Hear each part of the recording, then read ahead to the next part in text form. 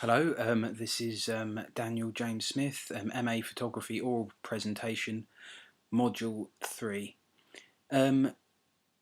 During this module, I'll be going through my methods behind motorsport photography. I've been involved in motorsport photography for 9 years now as an accredited member of the press, and my current project is motorsport photography at speed. Okay, I will start off by going through the way I have changed my approach to the way I shoot photography within the last, I would say definitely more within this module. And for example, I have done a lot more research, and this includes influences. I've used a lot of research going into influences and visualization of images that I wish to achieve. Also, and then after a lot of reflection, going through the images, thinking about way they could be changed, what I thought of them, how they compared to the images I used to take. The industry does revolve around drama, I find, and some images tend to go more towards more newsworthy, car sharp, everything in context, everything visually accurate. But a lot of drama is involved. The picture you see on this page, for example, is a picture taken by Keith Sutton at the Detroit Grand Prix, and that really does reflect drama. And the picture quality is not so good, but I think this is a prime example of the industry photographically, and I still think it's a wonderful image, and it says everything right there. I'll start off with an inspirational photograph, and something within this module that I was working more towards is portraiture.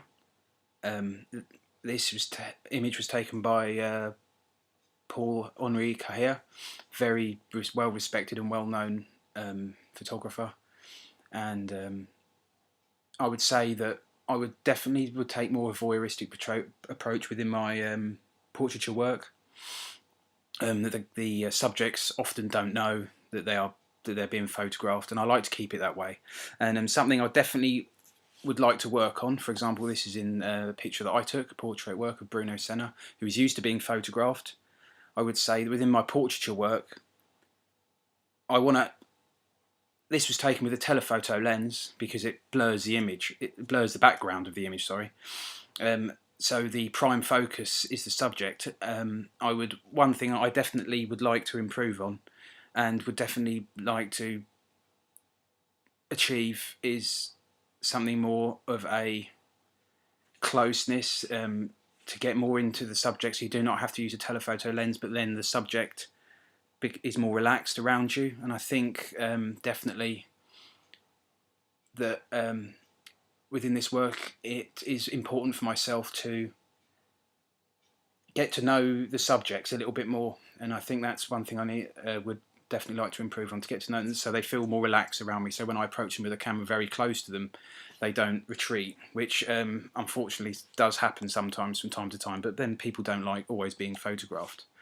The next image, I seen this image several times, and it captures advertising, which is a key part of the my current practice. And I think subconsciously, in the next image, I must have taken inspiration from that. I didn't have that previous image in my mind at the time, but to me that does clearly show advertising, which is a key point. I would say maybe the image is rather dark, and I don't produce enough images like this, and I want to produce more in the future, somewhat maybe differently, maybe involving human interaction as well in a similar way. This next image is an iconic image taken by Rainer Schingelmilch. I think that's how you pronounce it. But it's a very famous image, and I take inspiration from images, but like I say, the journalistic approach that I take, I don't think you can recreate them. You can't completely recreate an image. It's impossible. You can't, because it's a journalistic approach. But this was on my background on my computer for years, and it involves a lot of colour and drama. This next image, if it wasn't put in contact with other motorsport images, I don't think you would see it being related to motorsport. But I wanted to include it because this image of mine, it's something different. I mean, one thing that I really would have liked to have improved on, which I can't because I can't move the circuit closer, would maybe to have a car in the background to show where they were. But I just really wanted to include it because it's something that I've never really taken before. But I think within the other context of motorsport pictures, it does work, and I've included it in my work in progress portfolio. Maybe risky, but that's what I've decided to do. I used colour popping to show the hands through the fence there, to show the spectators are watching. You can't actually see the spectators.